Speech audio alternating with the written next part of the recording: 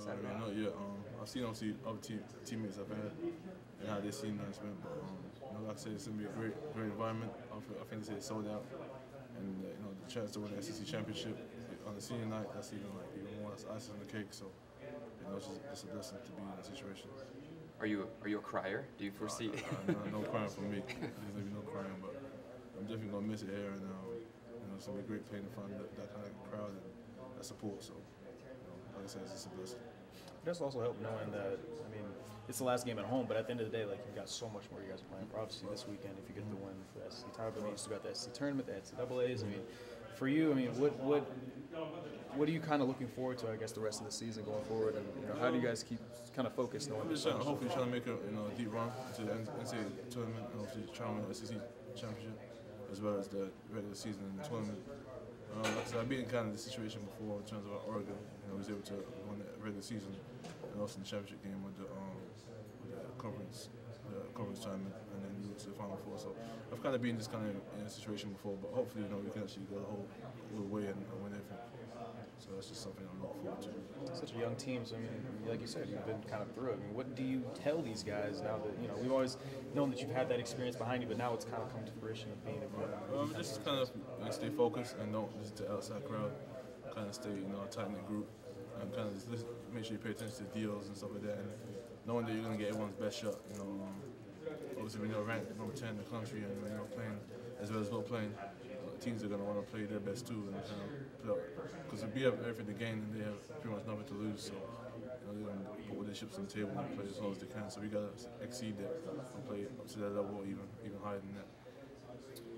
It's been a long grind to get to this point. You got one game to win the conference title, or at least a tie, right? So you imagine how hard you guys are going to be. Yeah, definitely. I'm sure everyone's going to be ready for that. Everyone's going to be pumped and ready to go. Obviously, like I said, we worked hard, worked extremely hard up to this point to get where we're at right now. So I feel like everyone's going to be ready and everyone's going to step up and play to the best of their abilities.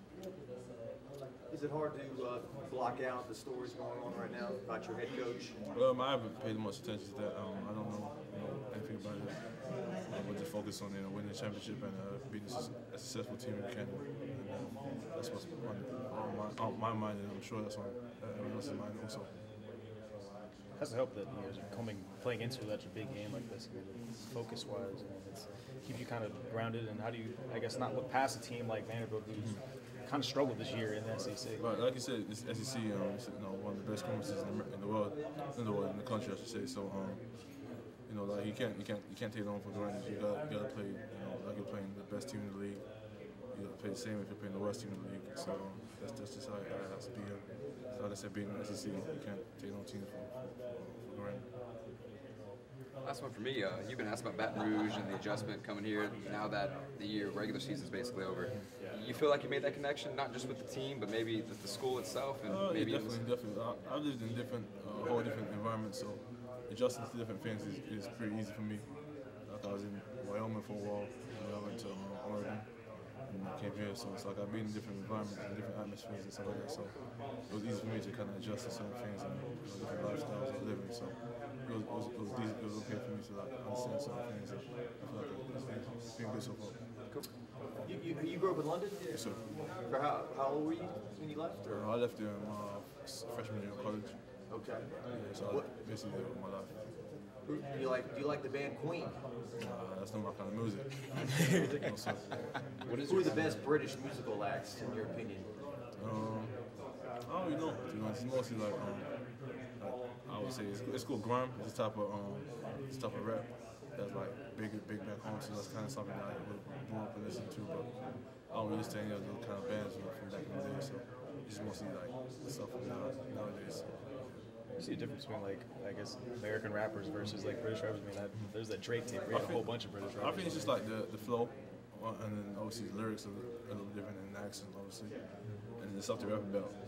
Like, say for instance, like the same things they say, and you guys probably won't understand, but I'll understand what it is. And I guess like the same American rap is some of the stuff that you guys might understand that we may not understand. So it's just kind of adjustment and just kind of listening to different music and kind of personal preference. The spice on the food, a lot more here than there, right? Yeah, definitely.